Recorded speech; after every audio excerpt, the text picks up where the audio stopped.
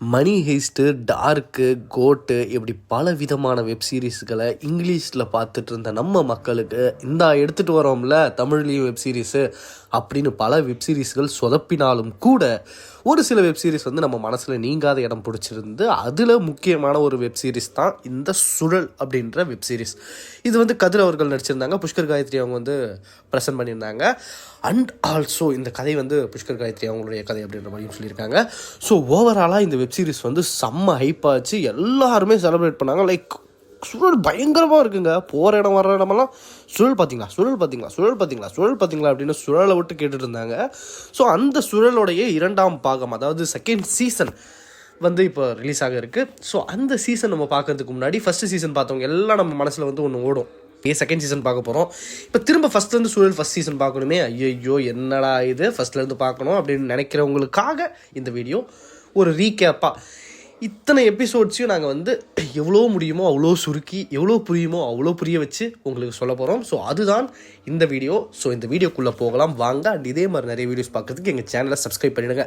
First எடுத்த உடனே நம்ம இந்த சுழலோட வெப் சீரிஸ்க்குள்ளே போகிறதுக்கு முன்னாடி அந்த ஊர் என்ன, அங்கே யார் யாரெல்லாம் இருக்கா அப்படின்ற கேரக்டர்ஸ் எல்லாம் ஃபஸ்ட்டு பார்த்துக்கலாம். ஃபஸ்ட்டு சம்பலூர் அப்படின்ற ஒரு வில்லேஜ், அப்படின்ற ஒரு சின்ன கிராமம் அந்த சுழல் வெப் சீரிஸ் நடக்கிற இடம். ஸோ அந்த ஊரில் பார்த்திங்கன்னா அங்காள் அம்மனோட மசான திருவிழா, ஒரு பயங்கரமான ஃபெஸ்டிவல் நடக்க இருக்குது. ஸோ அந்த ஃபெஸ்டிவல் நடக்கிற டைமில் தான் இந்த ஒரு சம்பவம் நடக்குது. ஸோ என்ன சம்பவம் நடக்குது அப்படின்னு பார்த்தீங்கன்னா, அங்கே ஒரு ஃபேக்ட்ரி இருக்குது, இந்த சம்பலூர்ன்ற கிராமத்தில் ஒரு ஃபேக்ட்ரி இருக்குது. அதுக்கான ஓனர் முகேஷ் அப்படின்றவர் இருக்கார். அண்ட் அவருடைய பையனான திருலோக்கை வந்து அந்த கம்பெனியோட ஓனர் ஆக்கிடுறாங்க. ஸோ அந்த கம்பெனி கிட்டத்தட்ட பார்த்திங்கன்னா அந்த ஊரில் வாழ்கிற எல்லா மக்களுக்குமே, அந்த கிராமத்தில் இருக்க எல்லா மக்களுமே அந்த கம்பெனியை நம்பி தான் வேலைக்கு போயிட்டுருக்காங்க.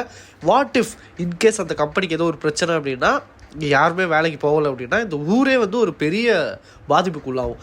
அந்த மாதிரியான ஒரு ஃபேக்ட்ரியாக அந்த ஃபேக்ட்ரி இருந்துகிட்டு இருக்கு. ஸோ இப்போ அந்த ஃபேக்ட்ரிக்கு வந்து திருலோக் வந்து ஓனராக இருக்கார். இது ஒரு புறம் இருக்க, அந்த ஃபேக்ட்ரியில் இருக்கிற யூனியன் இருக்கும் இல்லையா, அதாவது அசோசியேஷன், ஒர்க்கர்ஸ் அசோசியேஷன், அந்த யூனியன் லீடராக வந்து பார்த்திபன் சண்முகமாக இருக்கார். ஸோ பார்த்திபனுடைய பேர் வந்து சண்முகம். ஸோ அவர் வந்து சண்முகம் அப்படின்றது வந்து யூனியன் லீடராக இருக்கார். அண்டு சண்முகம் அவருக்கு வந்து 2 மகள் இருக்காங்க. ஒருத்தவங்க வந்து நந்தினி, ஐஸ்வர்யா ராஜேஷ், கோபிகா, நிலாவா இருக்காங்க. ஸோ இவங்க 2 மகள்களில் ஒருத்தவங்க, அதாவது நந்தினின்றவங்க வந்து வெளியூர் தங்கி வேலை செஞ்சிட்ருப்பாங்க. அண்ட் நிலான்றவங்க ஒரு ஸ்கூல் படிக்கிற பொண்ணு. ஸோ இந்த கேரக்டர்ஸ்லாம் இருக்குது. அண்ட் நம்ம சண்முகத்துடைய வீட்டுக்கு பக்கத்தில் இருக்கிறவர் தான் குணா. இந்த குணா வந்து சண்முகத்து கூட ஒரு அண்ணன் தம்பி மாதிரி பழகிற ஒரு ஆள், ரொம்ப ஒரு க்ளோசஸ்ட் ஃபேமிலி ரிலேட்டிவ் மாதிரியான ஒரு நபர். அண்ட் குணாவுக்கு வந்து ஒரு ஒய்ஃப் இருக்காங்க, அவங்க வேற ஒருத்தவங்க கூட அஃபேரில் இருக்காங்க. அந்த அஃபேர் வந்து குணாவுக்கு தெரிஞ்சு குணா எதுவும் பண்ணல. ஸோ இப்படி வந்து சண்முகத்துடைய சுற்று வட்டாரம் இப்படி இருக்குது. அண்ட் சண்முகம் வேலை செய்கிற இடம் இப்படி ஒரு ஃபேக்ட்ரியில் வேலை செஞ்சுட்டு இருக்காரு. கதையோட துவக்கம் எங்கே ஆரம்பிக்குது அப்படின்னா, சண்முகம் வந்து ஒரு சண்டையை போட்டு விட்டு வந்துடுறாரு. அதாவது சண்முகத்துடைய யூனியன் மெம்பர்ஸ் எல்லாருமே சேர்ந்து போராட்டம் பண்ணுறாங்க, இந்த மாதிரி எங்களுக்கு தேவையான கோரிக்கைகளை வந்து நீங்கள் வந்து பூர்த்தி பண்ணணும் அப்படின்ட்டு. பட் திருலோக் வந்து அதை முடியாது அப்படின்னு மறுக்கிறது ரீசன்னால சண்முகத்துக்கும் திருலோக்குமான சண்டையில் சண்முகம் ஒரு வார்த்தை விட்டுறாரு, இன்னையோட ஃபேக்ட்ரி எரிஞ்சிடும் அப்படின்ற மாதிரியான ஒரு வார்த்தையை விட்டுறாரு.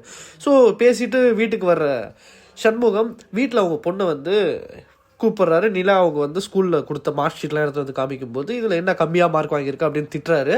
இது ஒரு புறம் இருக்க, அவர் வார்த்தையை விட்டுட்டு வந்த மாதிரியே ஃபேக்ட்ரி எரிஞ்சிட்டு இருக்குது. ஸோ இந்த நியூஸ் திருலோக் வந்து போலீஸ்கிட்ட சொல்ல, போலீஸ் வந்து நம்ம பார்த்திபன், அதாவது சண்முகம் தான் இதை பண்ணியிருக்காரு அப்படின்னு அவர் அரெஸ்ட் பண்ணிட்டு போயிடுறாங்க. ஸோ அரெஸ்ட் பண்ணிட்டு போன சண்முகத்தை போலீஸ் ஸ்டேஷனில் வச்சுட்டு இருக்கும்போது போலீஸுக்கு திடீர்னு ஒரு கால் வருது. அந்த காலில் என்ன விஷயம் சொல்கிறாங்க அப்படின்னா, சண்முகத்துடைய பொண்ணான நிலாவை வந்து மிஸ்ஸிங் கேஸில் சொல்லியிருக்காங்க. ஸோ மிஸ் ஆனவங்க எங்கே போயிருப்பாங்க அப்படின்னு யோசிக்கும் போது நம்ம சண்முகம் வந்து திட்டினதுனால அவங்க வந்து கோச்சிட்டு வெளியில் போயிருக்கலாம் அப்படின்ற பெர்ஸ்பெக்டிவ்க்கு கதை நகருது. ஸோ இந்த இடத்துல தான் வந்து கதை வந்து விறுவிறுப்பாக ஆரம்பிக்குது. ஸோ அடுத்த விஷயமா இந்த பொண்ணை யார் கடத்தினா அப்படின்றது தான் முழுக்க முழுக்க கதையாக இருக்க போகுது. ஸோ அதை தான் நம்ம சொல்ல போகிறோம். ஸோ அடுத்த விஷயமா என்ன நடக்குது அப்படின்னு பார்த்தீங்கன்னா, இன்னொரு முக்கியமான கேரக்டர் நம்ம வந்து இன்ட்ரடியூஸ் பண்ண போகிறோம். அவங்க தான் இப்போ அரெஸ்ட் பண்ணிட்டு போனாங்க இல்லையா, இன்ஸ்பெக்டர், அவங்களுடைய கேரக்டர். ஸோ இன்ஸ்பெக்டர் வந்து திருலோக்கு சாதகமான ஒரு நபராக இருக்காங்க. இன்ஸ்பெக்டரோட பேர் ரெஜினா. ஸோ இன்ஸ்பெக்டரோட குடும்பம் அப்படின்னு பார்த்தோன்னா, அவருக்கு ஹஸ்பண்டாக வடிவேலு இருக்காங்க. அண்ட் அவருடைய பையன் அதிசயம் அப்படின்ற ஒரு பையனோட அவங்க வந்து வாழ்ந்துட்டு இருக்காங்க அவங்களோட வாழ்க்கையை. அண்ட் நம்ம இன்ஸ்பெக்டர் அவங்களுக்கு வந்து நம்ம பார்த்திபனை அதாவது சண்முகத்தை சுத்தமாக பிடிக்காது. அண்டு ஆல்ரெடி போலீஸ் அப்படின்னாலே லைக் பவர்ஃபுல்லான பீப்புள் சைடில் தான் நிற்பாங்கன்ற மாதிரி ஃபேக்ட்ரி ஓனர் சைடில் தான் இந்த ஜினா அவங்க இருப்பாங்க. ஸோ நம்ம ஹீரோவான கதிர் எங்கே வராரு அப்படின்னு பார்த்தோம்னா, நம்ம கதிர் அவருடைய பேர் சக்கரவர்த்தி. அவர் எஸ்ஐயாக இருக்காரு. யாருக்கு கீழே வேலை செய்கிறாரு அப்படின்னா இன்ஸ்பெக்டர் ரெஜினாக்கு கீழே வேலை செய்கிறாரு. அவரை எல்லாருமே சக்கரை சக்கரை அப்படின்னு கூப்பிட்றது வழக்கமாக இருக்குது. இந்த ஃபேக்ட்ரி எரிஞ்ச அன்னைக்கு முக்கியமாக 3 சம்பவம் நடக்குது. ஃபேக்ட்ரி எரிஞ்சது ஒன்று, நிலா மிஸ் ஆனது ஒன்று, அண்ட் நம்ம ரெஜினா அவர்களுடைய மகனான, அதாவது இன்ஸ்பெக்டர் அவர்களுடைய மகனான அதிசயம் அவர் வந்து அன்னைக்கு இரவு தான் வந்து ஃப்ரெண்ட்ஸோட டூர் போகிறேன் அப்படின்னு கிளம்பியிருப்பார். ஸோ இப்போ இந்த கேஸ்க்குள்ளே வருவோம். கேஸ் நடக்க ஆரம்பிக்கும். ஆல்ரெடி மிஸ்ஸிங் கேஸு அப்படின்னு சொல்லியிருந்த இந்த பொண்ணுடைய கேஸை நம்ம கதிர் அவர்கள் சக்கரை வந்து என்ன பண்ணுவார், அங்கே சிசிடிவிலாம் பார்க்கும்போது அங்கே ஆம்னி ஒன்று வந்து அந்த பொண்ணை கூப்பிட்டு போகிற மாதிரியான ஒரு காட்சியை பார்த்துருவார். ஸோ இது மிஸ்ஸிங் கேஸ் கிடையாது, இது கிட்னாப்பிங் கேஸ் தான் அப்படின்ட்டு இந்த கேஸை வந்து லீட் பண்ணி கொண்டு போவார். ஸோ இந்த கேஸை லீட் பண்ணி கொண்டுட்டு போயிட்டு இருக்கும்போது இது யார் பண்ணியிருப்பா அப்படின்னு ஸ்கூலில் விசாரிக்கிறாங்க, டியூஷனில் விசாரிக்கிறாங்க. டியூஷன் மாஸ்டர் வந்து ஒரு விஷயத்தை பண்ணும்போது டியூஷன் மாஸ்டர் தான் இதை பண்ணியிருப்பார், அதாவது கிட்னாப் பண்ணியிருப்பார் அப்படின்றதுக்கு ஒரு ஆதாரம் கிடைக்குது. என்ன அப்படின்னா, ஆல்ரெடி நம்ம டியூஷன் மாஸ்டர் வந்து ஒரு பெண் சமாச்சாரத்தில் ஈடுபட்டு இருப்பார். அதாவது சண்முகத்துடைய பக்கத்து வீட்டில் குணா இருப்பாருன்னு சொல்லியிருந்தாலே, அண்ணன் தம்பி மாதிரி பழகியிருப்பாங்க. அவர்களுடைய ஒய்ஃபை வந்து நம்ம டியூஷன் மாஸ்டர் தான் வந்து கள்ள தொடர்பில் இருப்பார். ஸோ இந்த ஒரு ரீசன்னால இவருக்கு வந்து இப்படி ஒரு பர்ஸ்பெக்டிவ் இருக்கும், இந்த மாதிரி பொண்ணுங்களை ஏமாத்திருப்பாரோ அண்ட் இப்படியெல்லாம் கிட்னாப் பண்ணுற நபரோ அப்படின்ற மாதிரி இந்த கேஸ் வந்து ரொம்ப சீரியஸாக அவர் மேலே கொண்டு போவாங்க. அண்ட் அவரும் அதுலேருந்து தப்பிக்கிற மாதிரி எப்படியோ போவார். At the end of the point அவர் பிடிச்சி நிறுத்தி நீங்கள் தானே குற்றவாளி அப்படின்னு கேட்கும்போது அந்த இடத்துல தான் ஒரு ட்விஸ்ட் வச்சு அவர் குற்றவாளி இல்லை அப்படின்றத அவர் நிரூபிப்பார். அண்ட் அந்த கேஸ் அப்படியே வந்து அடுத்த கட்டத்துக்கு நோக்கி நகரும். என்ன அப்படின்னா, அவர் சொல்லுவார், இல்லை அந்த பொண்ணு பின்னாடி ஒருத்தன் ஃபாலோ பண்ணிட்டு இருந்தா, நீங்கள் அவனை விசாரிச்சிங்கன்னா கண்டிப்பாக மேபி அவன் வேணா பண்ணியிருக்கிறதுக்கான வாய்ப்பு இருக்குது அப்படின்னு ஃபாலோ பண்ணவனை லீட் பண்ணி கொண்டு போயிட்டு இருக்கும்போது அந்த லீடு எங்கே கொண்டு போய் நிறுத்தும் அப்படின்னு பார்த்தீங்கன்னா, நம்ம இன்ஸ்பெக்டர் ரெஜினா அவர்களுடைய பையன் அதிசயம் இருக்கார் இல்லையா, அவர்கிட்ட போய் நிறுத்தும். அவர் தான் இந்த பொண்ணு பின்னாடி ஃபாலோ பண்ணி ஸ்டாக் பண்ணிட்டு போயிட்டு இருக்கிற மாதிரியான ஒரு விஷயமா இருந்தது. ஸோ அதே மாதிரி நிலா மிஸ் ஆன அன்னைக்கு நம்ம அதிசயமும் அவங்க ஃப்ரெண்டோட ட்ரிப்பு போகிறேன்னு சொன்ன விஷயம் வந்து கனெக்ட் பண்ணி இவர் தான் பண்ணியிருப்பார் அப்படின்னு கன்ஃபார்ம் பண்ணி அந்த லீடுக்கு போயிட்டே இருக்கும்போது அப்போ தான் ஒரு விஷயம் தெரியும். ஒரு டெட் பாடிஸ் கிடச்சிருக்கு, 2 பேரோட டெட் பாடிஸ் கட்டி பிடிச்சிட்டு இருக்க மாதிரி அப்படின்னு பார்த்தா அதிசயமும் நிலாவும் கொல்லப்பட்டிருப்பாங்க கட்டி பிடிச்சி. ஸோ ரொம்ப மோசமான ஒரு நிலையில் இருப்பாங்க. ஸோ அப்போ தான் தெரிய வரும், இவங்க 2 பேரும் ஆல்ரெடி லவ் பண்ணிட்டு இருந்தாங்க. பட் ஃபினான்ஷியல் ஸ்டேட்டஸின் காரணத்தினால, அதாவது ரெஜினாவும் சண்முகமும் இப்படி ஒரு முரணுக்கு முரணாக இருப்பாங்க அப்படின்ற காரணத்தினால இந்த வீட்டில் தெரிஞ்சால் பெரிய பிரச்சனையாயிடும் அப்படின்னு அவங்க வெளியில் வந்திருக்காங்க. வெளியில் வரும்போது இது மாதிரி அவங்க வீட்டில் ஒத்துக்க மாட்டாங்கன்னு சூசைட் பண்ணிக்கிட்டாங்க அப்படின்ற மாதிரியான ஒரு லீட் போகும். அந்த இடத்துல ஒரு ஸ்டாப் வச்சு இதோட கேஸ் முடிய போகிறதில்ல, இங்கே தான் இன்னொன்று ஸ்டார்ட் ஆகுது அப்படின்னு பார்க்கும்போது தான் அந்த இடத்துல வந்து பல ரிச்சுவல்ஸ் நடந்திருக்கும். அதாவது இந்த சூனியம் வைக்கிறது, அந்த இதெல்லாம் பண்ணுவாங்க இல்லையா, பரிகாரம் கொடுக்கறது, அதெல்லாம் வந்து நரபலியெல்லாம் நடந்திருக்கிற மாதிரியான சீக்வன்ஸ்லாம் அங்கே இருக்கும். அதாவது பொருட்கள் அங்கே இருக்கும் அங்கே சுற்றி. ஸோ அதெல்லாம் வச்சு பார்க்கும்போது ஒரு வேளை இங்கே நரபலி நடந்திருக்கு அப்படின்னு நரபலி கொடுக்குற சாமியாரை நோக்கி இந்த கேஸை நகர்த்துவாங்க. அவர் தான் பண்ணியிருப்பாருன்ற மாதிரி நம்ம கேஸ்க்குள்ளே போயிட்டே இருப்போம். போயிட்டே இருக்கும்போது தான் ஒரு ட்விஸ்ட் வரும், இல்லை அவரும் பண்ணலை அப்படின்ற ஒரு ட்விஸ்ட் வரும். அந்த பொண்ணு நிலாவோடைய பாடி கிடைச்ச உடனே போஸ்ட்மார்ட்டம் ரிப்போர்ட் என்ன சொல்லியிருக்கோம் அப்படின்னா, இந்த பொண்ணை வந்து யாரோ வந்து அப்யூஸ் பண்ணி கொண்டு இருக்காங்க அப்படின்ற மாதிரி சொல்லியிருப்பாங்க. ஸோ இதெல்லாம் வந்து ஐஸ்வர்யா ராஜேஷ் காதுக்கு போகும். ஐஸ்வர்யா ராஜேஷுடைய பேர் வந்து நந்தினி அவர்களுடைய காதுக்கு போகும்.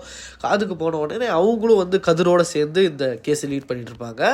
ஸோ கதிர், அதாவது சக்கரை இருக்கார் இல்லையா, அவருக்கு வந்து கல்யாணம் ஆகிற ஒரு ஸ்டேஜில் இருப்பார். ஆல்ரெடி நிவேதிதா சதீஷ் இருக்காங்கல்ல, அவங்க வந்து இதில் வந்து லக்ஷ்மியாக நடிச்சிருப்பாங்க.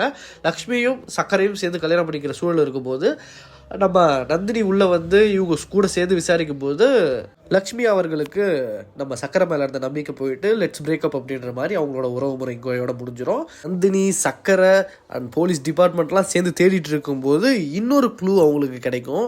என்ன அப்படின்னா, அதாவது நிலா அவங்க ஸ்கூலில் போய் கதிர் அவர்கள் வந்து சிசிடிவி ஃபுட்டேஜ்லாம் செக் பண்ணும்போது அண்ட் யார் யார் வேலை செஞ்சுருக்கா அப்படின்னு செக் பண்ணும்போது திரிலோக் அவர்கள், அதாவது கம்பெனி வச்சுருந்தாருன்னு சொன்னோம் இல்லையா ஃபேக்ட்ரி, அதோட ஓனர், அவர் வந்து இங்கே வந்து கொக்கோ டீம் வச்சு நடத்துகிறதாகவும் அங்கே இருக்கிற பொண்ணுங்கிட்ட வந்து தொட்டு பேசுகிற மாதிரியான சில விஷயங்கள்லாம் பார்த்து தெரிஞ்சுக்கிட்டு அண்ட் ஒருவேளை அவர் தான் பண்ணியிருப்பார் அப்படின்ட்டுன்னு இந்த விஷயத்த சண்முகத்துக்கிட்டையும் இன்ஸ்பெக்டர் ரெஜினா கிட்டேயும் சொன்னோடனே அவங்க 2 பேரும் சேர்ந்து திருலோக செம்ம அடித்து சாவடிக்கிற லெவலுக்கு போயிடுவாங்க.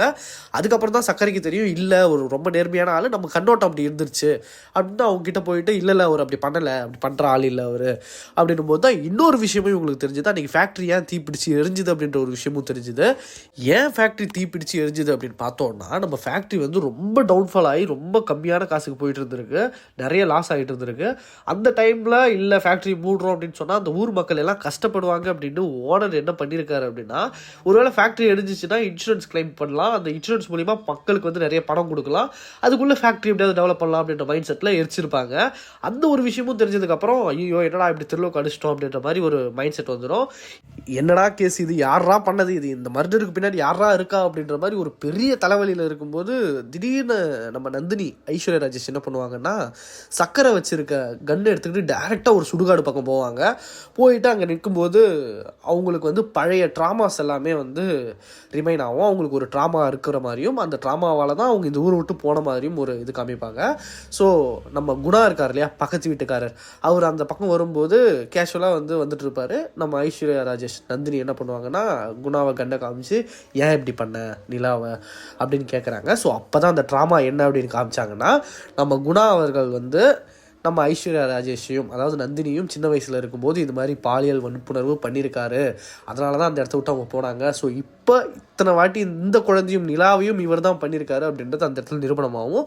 ஸோ நம்ம ஐஸ்வர்யா ராஜேஷ் வந்து சுட்டு கொண்டுடுவாங்க. ஸோ நம்ம குணா வந்து அவங்க ஒய்ஃபோட தாம்பத்திய உறவுல இல்லாததுக்கான காரணமும் அவர் ஒரு ஃபெடோஃபைல் அப்படின்றதுக்காக தான் அப்படின்ற மாதிரியும் ஒரு டீட்டெயிலிங்லாம் பண்ணியிருப்பாங்க. ஸோ அந்த இடத்துல கேஸ் வந்து திரும்ப முடியும். ஸோ இதுதான் ஓவராலாக நம்ம இந்த படத்தினுடைய அதாவது இந்த சூழல் வெப் சீரிஸினுடைய கதை. என்னால் முடிஞ்ச அளவுக்கு டீட்டெயிலாகவும் தெளிவாகவும் சொல்லியிருக்கேன்னு நினைக்கிறேன். ஸோ இதோடு இந்த வீடியோ முடிச்சுக்கலாம். சூழல் வெப் சீரிஸ் 2 வருது, எப்படி இருக்குன்னு பார்த்துட்டு ரிவ்யூவும் சொல்லுவோம். ஸோ இதோட முடிச்சுக்கலாம். Okay, take care, by.